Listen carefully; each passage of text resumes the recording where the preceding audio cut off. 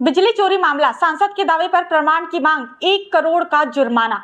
संभल में सपा सांसद जियारुर रहमान बर्क पर 1 करोड़ 91 लाख की बिजली चोरी का आरोप है।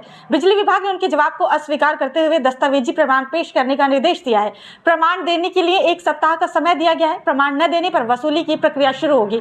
19 दिसंबर को सांसद के आवास पर बिजली चोरी पकड़ी गई थी। जांच में पाया गया कि 16 किलोवाट से अधिक का भार था, जबकि मीटर की खपत शून्य थी। विभाग ने इसे आधार बनाकर जुर्माना लगाया। इसके अलावा सांसद के मकान के अवैध निर्माण के मामले में भी नोटिस जारी हुआ है, जिसमें 16 जनवरी तक जवाब मांगा गया है। एसडीएम ने कहा है कि जवाब न मिलने पर कार्रवाई की जाएगी। संगम में अमृत स्नान के लिए पहुंची एप्पल की मालकिन लॉरेन पॉवेल। प्रयागराज के महाकुंभ में एप्पल की मालकिन लॉरेन पॉवेल जॉब्स ने कल्पवास शुरू किया। भगवा वस्त्र पहने लॉरेन गुरुस्वामी कैलाशानंद सरस्वती के साथ शाही रथ पर संगम तट पहुंची और अमृत स्नान किया। उनके गुरु ने उन्हें नया नाम कमला दिया है। लॉरेन महाकुंभ में सनातन परंपराओं का पालन करते हुए सादगी भरा जीवन जी रही हैं। सेक्टर 18 के शिविर में रहकर वो भारतीय संस्कृति और आध्यात्मिकता से परिचित हो रही हैं। वो महायज्ञ की मुख्य यजमान भी होंगी। मकर संक्रांति पर संगम में डुबकी लगाकर उन्होंने कल्पवास आरंभ किया। संतों की संगत में समय बिताने और सनातन धर्म को समझने का ये उनका विशेष प्रयास है। दुनिया भर की नजरें इस ऐतिहासिक क्षण पर टिकी हुई हैं। गंगा में नावों का किराया तय, 80 से नमो घाट तक 345 रुपए। वाराणसी में गंगा में चलने वाली नाव के किराए तय कर दिए गए हैं। 80 घाट से नमो घाट तक आने जाने का किराया प्रति व्यक्ति 345 रुपए होगा। नगर आयुक्त अक्षत वर्मा ने बताया कि सभी प्रमुख घाटों पर किराया सूची चस्पा की जा रही है। Kashi integrated control command centre में हेल्प डेस्क बनाई गई है, जिसे महाकुंभ का कंट्रोल रूम कहा जाएगा। टोल फ्री नंबर 1533 पर यात्री मदद ले सकते हैं। रेलवे और बस स्टेशन पर हेल्पलाइन नंबर भी उपलब्ध रहेंगे। महाकुंभ के लिए 50 रैन बसेरे बनाए गए हैं, जबकि घाटों और कुंडों की नियमित सफाई के लिए 1100 सफाई कर्मी तैनात किए गए हैं। घाटों पर पब्लिक एड्रेस सिस्टम लगाया गया है और शहर के प्रवेश द्वारों पर स्वागत बोर्ड लगाए जा रहे हैं। गंगा गोमती ट्रेन के दरवाजे नहीं खुले, यात्रियों का हंगामा। रायबरेली के बछरवा रेलवे स्टेशन पर मकर संक्रांति के दिन प्रयागराज जाने के लिए श्रद्धालुओं की भारी भीड़ उमड़ी। गंगा गोमती ट्रेन के दरवाजे नहीं खुलने पर यात्रियों ने हंगामा कर दिया। स्थिति संभालने के लिए रेलवे प्रशासन और जीआरपी को हस्तक्षेप करना पड़ा। स्टेशन अधीक्षक ने स्थिति नियंत्रण में लाने के लिए उतरेटिया स्टेशन पर खड़ी संगम मेल को बछरवा भेजा। रात 12:30 बजे ट्रेन पहुंची और सभी यात्रियों को प्रयागराज रवाना किया गया। इस घटना के बाद रेल प्रशासन सतर्क हो गया है। विशेष ट्रेनों की व्यवस्था सुनिश्चित करने के लिए लखनऊ से संपर्क किया जा रहा है। हालांकि जीआरपी और आरपीएफ के सुरक्षा दावे यात्रियों की अफरा तफरी में विफल नजर आए।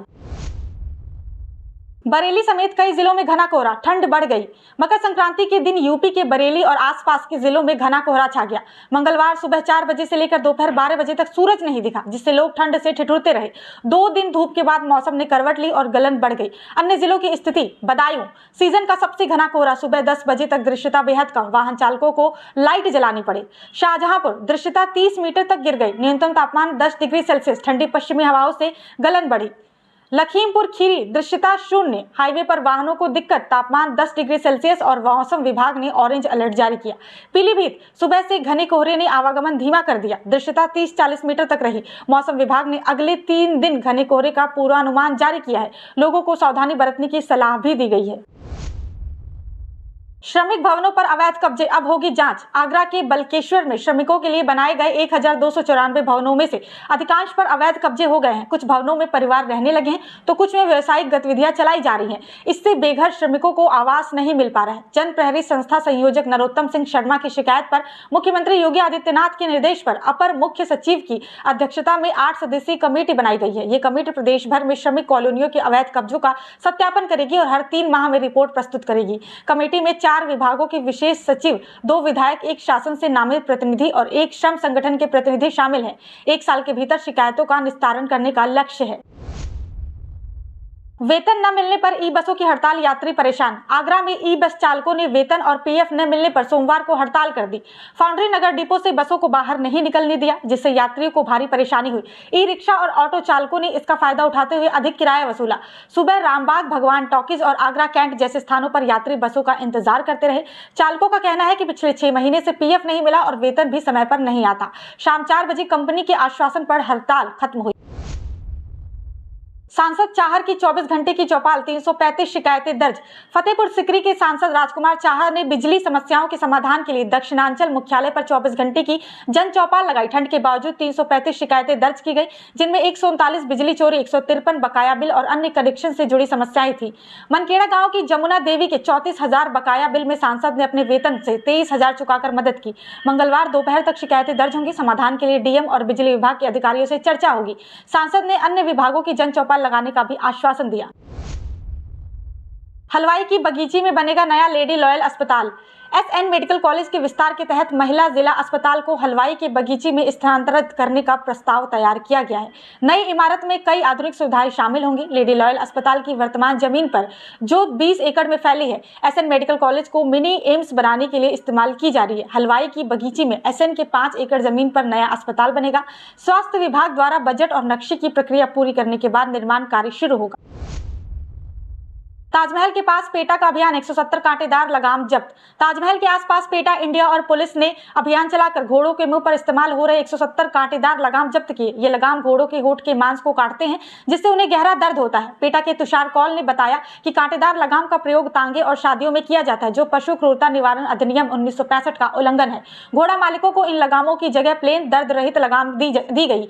जयपुर, दिल्ली और अन्य शहरों में भी ऐसे अभियान चलाकर 1000 से अधिक लगाम जब्त किए गए। अयोध्या में श्रद्धालुओं ने सरयू में लगाई आस्था की डुबकी। अयोध्या में मकर संक्रांति पर श्रद्धालुओं का भारी सैलाब उमड़ा।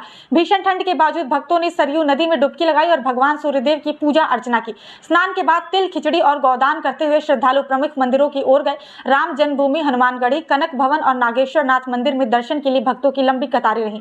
भगवान रामलला और बजरंगबली को खिचड़ी, दही, पापड़ और अचार का भोग लगाया गया। मणिरामदास छावनी और अन्य मंदिरों में खिचड़ी दान का आयोजन हुआ। शहर में बच्चों और बुजुर्गों ने पतंगबाजी का भी आनंद लिया। काशी के घाटों पर अव्यवस्था, श्रद्धालु हुए परेशान। काशी में महाकुंभ की तैयारियां अधूरी हैं, जिससे श्रद्धालुओं को दिक्कत का सामना करना पड़ रहा है। मणिकर्णिका घाट पर सीवर का पानी सीढ़ियों पर बह रहा है, जबकि तुलसी घाट दलदली मिट्टी से भरा है। अहिल्याबाई घाट पर गंदगी फैली है और दशाश्वमेध घाट के चेंजिंग रूम के दरवाजे टूटे हुए हैं। शिवाला घाट पर कूड़े का ढेर और सीवर का पानी परेशानी बढ़ा रहा है। हालांकि कुछ घाटों पर जल पुलिस ने जेटी लगाई है, लेकिन सफाई और सुरक्षा की स्थिति अब भी चिंताजनक है। ठगों ने डॉक्टरों को 72 घंटे के लिए होटल में किया कैद, पुलिस ने बचाया। बरेली में ठगों ने पुलिस वर्दी में वीडियो कॉल कर डॉक्टर नजबुल हसन को धमकाया कि उनका आधार कार्ड हवाला में इस्तेमाल हुआ है। डराकर उन्होंने डॉक्टर से पासबुक व कागज लेकर 3 दिन के लिए होटल में रुकने को कहा। डॉक्टर ने एक होटल में कमरा बुक कर लिया और दरवाजा नहीं खोला। पुलिस ने लोकेशन ट्रेस कर होटल पहुंचा और आग लगने का शोर मचाकर दरवाजा खुलवाया। डॉक्टर ने ठगों को बैंक खातों की जानकारी दे दी थी, जिसमें 50 लाख थे। पुलिस ने उन्हें डिजिटल अरेस्ट से मुक्त कर बचाया।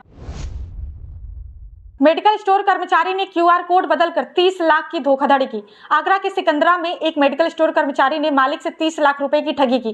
कर्मचारी ओमवीर ने दुकान पर अपना क्यूआर कोड लगाकर ग्राहकों से ऑनलाइन पेमेंट अपने खाते में ले लिया।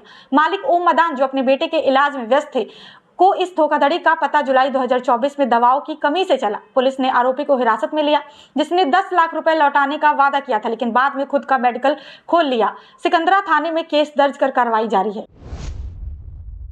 24 घंटे में दुकानें नहीं हटी तो चलेगा बुलडोजर। संभल के मुख्य बाजार में सरकारी जमीन पर बनी 11 दुकानों को हटाने के लिए प्रशासन ने 24 घंटे का समय दिया है। एसडीएम वंदना मिश्रा ने पैमाइश कराई और चेतावनी दी कि समय सीमा के भीतर दुकानें नहीं हटाई गई तो बुलडोजर से ध्वस्त किया जाएगा। मस्जिद कमेटी इन दुकानों का किराया वसूल रही थी, लेकिन अब प्रशासन ने अतिक्रमण हटाने की पूरी तैयारी कर ली है। दूसरी ओर कूप की साफ सफाई और खुदाई जारी है। वहीं चंदौसी के अतिक्रमण हटाओ अभियान के तहत प्रभावित दुकानदारों को गोविंद वल्लभ पंत स्कूल परिसर में नई दुकानें देने का ऐलान किया गया है।